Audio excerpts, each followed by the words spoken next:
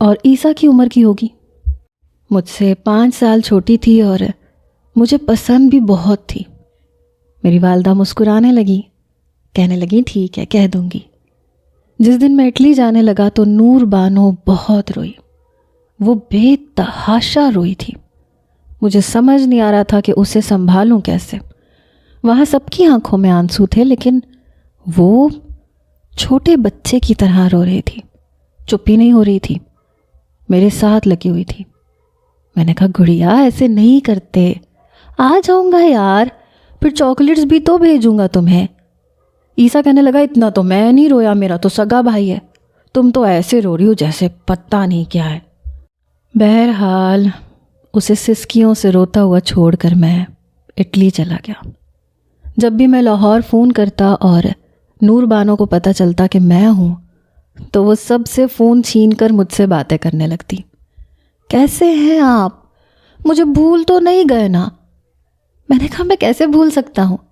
اچھا بتاؤ کیا بھیجوں؟ پھر اس کی ایک لمبی چوڑی لسٹ شروع ہو جاتی تھی. اچھا ٹھیک ہے اب امی سے بات کروا دو. وہ کہنے لگی کیوں کرواؤں؟ ابھی مجھے آپ سے ڈھیر ساری باتیں کرنی ہے. میں کہتا پلیز پہلے امی سے بات کروا دو. جہاں تک مجھے یاد ہے ان 5 سالوں میں میری اپنی والدہ سے بس 1 یا 2 منٹ کی بات ہوئی ہوگی. باقی وقت نور بانو ہی مجھ سے بات کرتی تھی. وہ فون چھوڑتی ہی نہیں تھی. یہ اس وقت کی بات ہے جب ایک ہی ٹیلی فون ہوا کرتا تھا. ایسے ہی 5 سالوں میں نے خالہ کے گھر بھی فون کیا تھا. خالہ کی خیریت پوچھتا تھا لیکن زینب نے مجھ سے بات کرنے کی کوشش نہیں کی. بہت دل چاہتا تھا کہ کبھی میں غلطی سے اس کی آواز ہی سن لوں، لیکن کبھی اتفاق ہی نہیں ہوا. امی سے میں اس لیے بات کرتا تھا تاکہ ان سے پوچھ سکوں کہ خالہ نے کیا جواب دیا، لیکن نور بانو کچھ پوچھنے ہی نہیں دیتی تھی. وہ تو بات ہی نہیں کرنے دیتی تھی. وہ بس کہتی تھی کہ بس ابو موسیٰ آپ کو نہیں پتہ، پورا دن میں آپ کے فون کا انتظار کرتی ہوں. اب آپ ہفتے میں صرف 1 بار فون کرتے ہیں. میں نے یہاں پر اپنا ذاتی بزنس اسٹارٹ کرنا تھا اور پیسے میرے پاس موجود تھے. شہروز اور عیسیٰ بھی بابا کی ہی فیکٹری میں کام کرتے تھے. آج کل میں اپنے بزنس کے لیے ہی بھاگ دوڑ کر رہا تھا. رات کو دیر سے ہی گھر آتا تھا. کبھی کبھی تو مجھے 11 اور 12 بج جاتے. اس وقت سب سو چکے ہوتے تھے اور ویسے بھی مجھے اپنا کام خود کرنے کی عادت تھی. کھانا بنا ہوا ہوتا تھا، میں گھر جا کے اپنے لیے کھانا گرم کر کے کھا سکتا تھا. لیکن نور بانو میرے لیے جاگ رہی ہوتی تھی. نیند سے چور آنکھیں ہوتی لیکن بیٹھی ہوئی ہوتی تھی. 1-2 دن تو میں نے اسے کچھ نہیں کہا. میں گھر جاتا، وہ کھانا گرم کر کے دیتی، میں کھا لیتا. کھانے کے دوران باتیں بھی کرتا رہتا، پھر جا کے سو جاتا.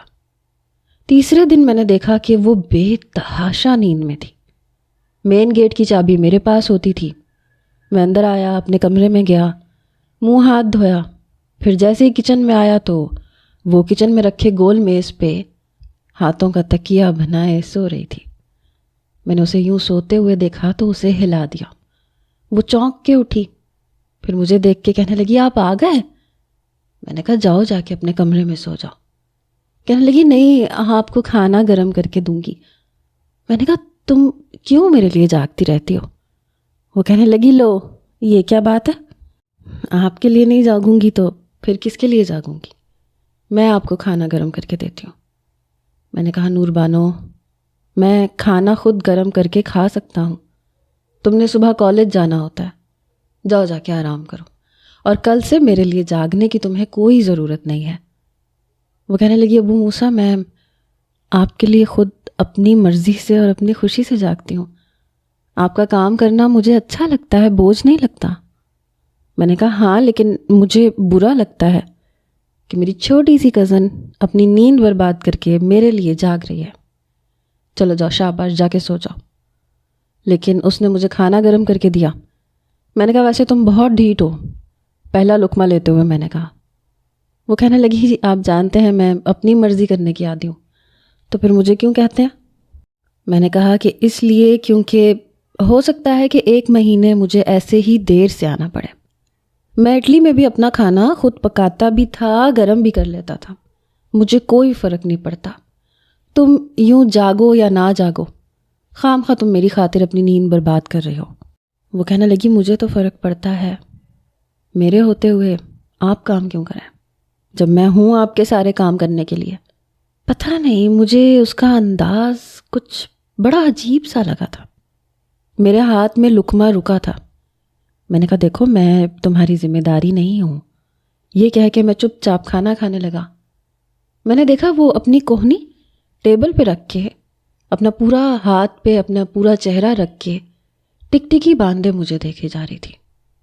اس کا یوں مجھے دیکھنا مجھے نروس کر رہا تھا، پتہ نہیں کیوں۔ میں نے کہا ایسے کیا دیکھو گی، نظر لگاؤ گی کیا مجھے؟ میں نے مذاق میں بات ٹالی تھی، پھر ہنسنے لگی، پھر کہنے لگی ہاں میری نظر آپ کو لگ سکتی ہے۔ میں مسکرانے لگا، پھر کہنے لگی آپ کی مسکراہٹ بہت اچھی ہے، آپ مسکراتے ہیں تو آپ کا چہرہ اور بھی زیادہ پیارا لگتا ہے۔ اس کا یوں تعریف کرنا مجھے کچھ گڑبڑا کے رکھ گیا تھا۔ میں نے موضوع بدلا، میں نے کہا کھانا بہت مزے کا بنا ہے۔ کہنے لگی میں نے بنایا تھا آپ کے لیے، اچھا تو لگنا ہی تھا۔ اپنے دونوں ابرو چڑھا کر اتراتے ہوئے بتا رہی تھی۔ میں نے کہا کیوں باورچن کی خالہ نے چھٹی کروا دی ہے کیا؟